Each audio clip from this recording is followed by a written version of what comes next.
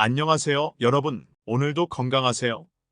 오늘은 많은 분들이 겪는 소화기 질환, 역류성 식도염에 대해 알아보고 완치하는 방법을 함께 찾아볼 것입니다. 30분 만에 역류성 식도염의 원인, 증상, 진단, 치료법, 그리고 예방법까지 완벽하게 이해하고 건강한 식도를 되찾는 비결을 알려드리겠습니다.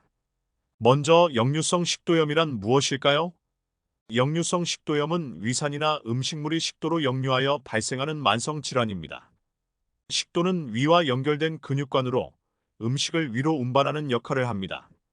하지만 식도 아래쪽에 위치한 근육판인 하부식도 조인근이 약하거나 기능 저하가 발생하면 위산이 식도로 역류하여 자극을 주고 염증을 유발합니다.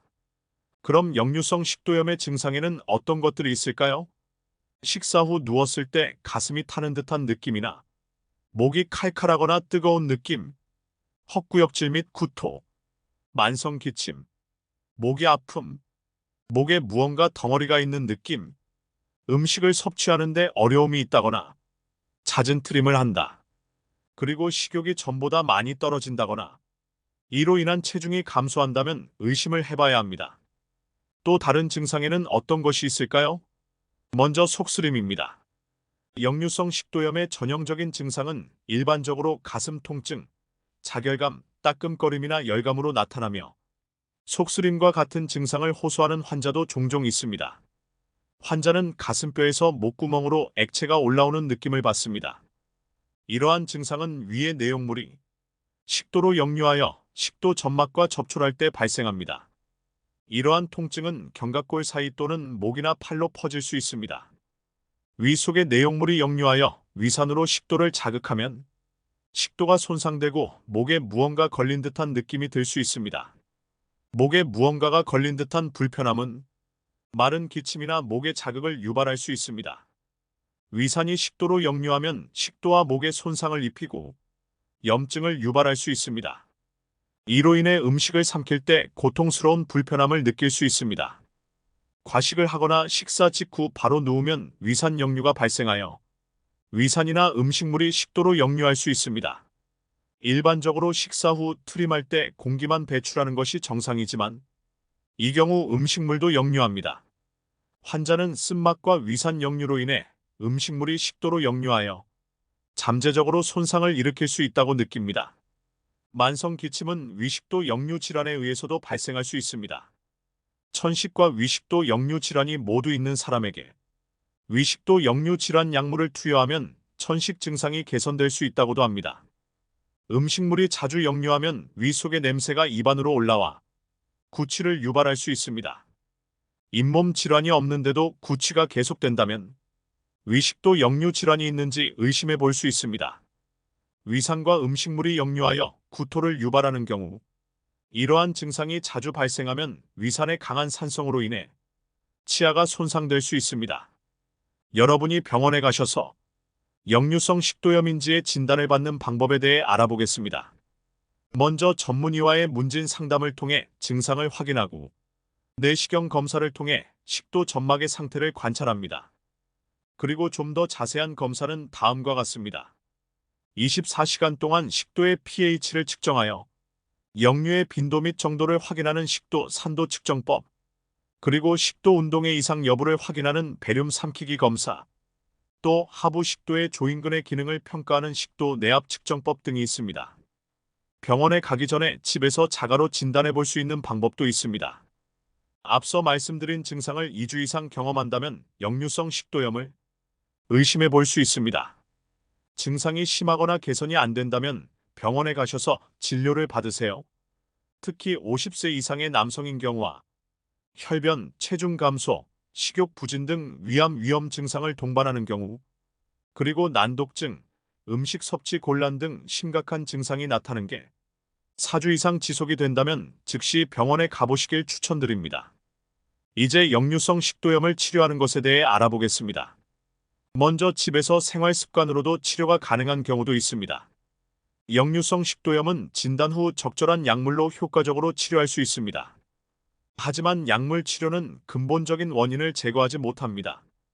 위산 분비를 억제할 뿐이기 때문에 위산 분비가 증가하여 약물을 중단하면 재발할 가능성이 있습니다.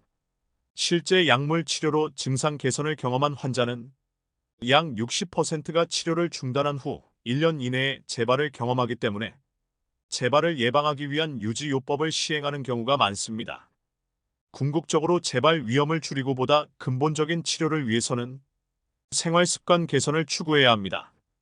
여러 가지 음식과 습관을 고려할 수 있겠지만 그 중에서도 가장 핵심적이고 강조되는 점은 비만과 식습관 관리입니다. 체중 관리는 이제 가이드라인의 중요한 구성 요소로 권장되며 약학적 개인만큼이나 중요합니다. 갑작스러운 체중 증가는 복압을 증가시키고 횡격막을 기계적으로 압박하여 하부 식도 괄약근의 이완을 유발하여 증상이 나타나고 심한 경우 열공 탈장을 유발할 수 있습니다. 폭식과 야식 외에 우려되는 또 다른 식습관으로는 급하게 먹는 습관입니다. 이 습관을 고치는 것이 중요합니다. 음식을 제대로 씹지 않고 빠르게 섭취하면 위는 음식을 분해하기 위해 더 많은 일을 해야 합니다. 이로 인해 소화 과정이 길어지고 위산 역류가 발생할 가능성이 높아집니다. 반면에 천천히 꼭꼭 씹으면 소화가 빨라지고 식사 내내 포만감을 느끼며 자연스럽게 음식 섭취량이 줄어들어 체중 관리에 도움이 됩니다. 식사를 하신 후 2~3시간 동안 누워있지 않기, 과식 및 늦은 저녁 식사를 피하기, 흡연 및 음주는 자제하기, 과체중이신 경우에는 체중을 감량하기, 주무시는 동안 허리 높이를 조절해서 위산이 역류되지 않게 하기, 꽉 끼는 옷은 피하기, 복압 강화 운동하기, 스트레스 받지 않도록 관리하기. 이런 생활 습관의 개선만으로도 역류성 식도염을 상당 부분 개선할 수 있습니다. 또한 건강한 식습관으로 역류성 식도염을 치료할 수도 있습니다. 역류를 유발할 수 있는 음식은 피하세요. 커피, 녹차, 홍차, 에너지 드링크 등에 들어있는 카페인, 콜라나 사이다와 같은 탄산음료, 소주, 맥주, 와인, 막걸리 등 알코올, 사탕, 초콜릿과 같은 당류, 튀김, 패스트푸드, 고기와 같은 기름진 음식과 매운 음식 등을 피하시는 게 좋습니다. 그럼 이제 역류성 식도염에 좋은 음식에 대해 소개하겠습니다. 먼저 고구마입니다. 고구마는 위산 역류를 억제하는 알칼리성 성분을 함유하고 있어 위산 역류로 고통받는 사람들에게 훌륭한 식품입니다. 고구마는 또한 신체의 필수적인 영양소인 비타민, 칼슘, 철분이 풍부합니다. 또한 고구마에는 위궤양의 원인을 제거하는 데 도움이 되는 항균 성분인 타닌이 함유되어 있습니다. 또한 고구마에는 위벽을 보호하는 성분인 아르기닌이 함유되어 있습니다. 따라서 과도한 위산이나 위벽 손상으로 인한 염증을 예방하는 데 이상적인 식품입니다. 고구마에는 섬유질이 풍부하여 소화를 개선하고 변비를 예방하는 데 도움이 됩니다. 또한 만성 질환을 유발할 수 있는 활성산소 손상으로부터 신체를 보호하는 데 필수적인 항산화 물질이 함유되어 있습니다. 두 번째는 양배추입니다. 섬유질이 풍부한 채소인 양배추는 천연 소화제 역할을 할 뿐만 아니라 음식물 역류를 방지하고 소화를 도와 위와 식도를 보호하여 역류성 식도염에 도움을 주는 대표적인 식품 중 하나입니다. 양배추에 함유된 비타민 U는 위 점막을 재생하고 위산 분비를 조절하며 식도로 올라오는 위산의 양을 줄이고 식도의 염증을 완화하는 데 도움을 줍니다. 또한 양배추는 항암 특성으로도 잘 알려져 있습니다. 양배추에는 항암 효과가 있는 것으로 알려진 설포라판과 같은 파이토케미컬이 함유되어 있습니다. 설포라판은 발암 물질을 해독하는 효소를 활성화하고 활성산소로 인한 손상으로부터 세포를 보호하는 항산화 효소의 생성을 촉진하는 데 도움이 됩니다. 역류성 식도염에 좋은 세 번째 음식은 브로콜리입니다. 브로콜리는 위염, 소화성 궤양, 위식도 역류 질환과 같은 다양한 소화 장애를 치료하는 효능이 있는 것으로 알려져 있습니다. 이 십자화가 채소에는 소화관의 점막 내벽을 강화하고 위산 분비를 조절하는 데 도움이 되는 비타민 U가 풍부합니다. 또한 브로콜리는 혈액 응고에 중요한 역할을 하며 위장관 출혈을 예방할 수 있는 비타민 K의 훌륭한 공급원입니다. 또한 연구에 따르면 브로콜리에는 항암 효과가 있는 화합물이 함유되어 있어 다양한 유형의 위암을 예방하는 데 도움이 될 수 있다고 합니다. 네 번째 좋은 음식은 바나나입니다. 바나나는 위식도 역류 질환으로 고통받는 사람들에게 가장 권장되는 식품 중 하나로 꼽힙니다. 바나나는 알칼리성 식품으로 위산을 중화시켜 pH 수준을 약 5.6까지 끌어올리는 능력이 있기 때문입니다. 따라서 위산 역류가 자주 발생하는 사람들에게 이상적인 식품입니다. 위산을 중화시키는 능력 외에도 바나나에는 수용성 섬유질인 팩틴이 풍부하여 소화 시스템을 건강하게 유지하고 제대로 기능하는 데 도움이 됩니다. 팩틴은 물과 결합하여 위장에서 젤과 같은 물질을 형성하여 소화 과정을 늦추고 포만감을 촉진하는 작용을 합니다. 이는 체중 감량이나 혈당 수치를 관리하려는 사람들에게 특히 유용합니다. 그 다음 좋은 음식은 키위입니다. 소화 장애가 있을 때 키위를 섭취하면 식이섬유와 단백질 분해를 도와 증상을 완화하는 데 도움이 됩니다. 또한 장의 연동 운동을 촉진하여 변비를 예방하고 노폐물을 배출하는 데 도움이 됩니다. 하루에 키위 2개를 규칙적으로 섭취하면 변비 문제에 도움이 될 수 있습니다. 마지막으로 역류성 식도염에 좋은 음식은 바로 연근입니다. 연근의 위장에 대한 건강 효능은 위를 보호하고 진정시키는 끈끈한 뮤신 성분 덕분에 널리 알려져 있습니다. 또한 위산 분비를 억제하여 소화를 촉진하면서 복부 팽만감을 완화하는 데 도움이 됩니다. 연근에는 아밀라아제와 카탈라아제와 같은 소화 효소가 풍부하게 함유되어 있어 꾸준히 섭취하면 위장을 튼튼하게 하고 염증을 완화하는 데 도움이 됩니다. 식습관도 개선이 필요합니다.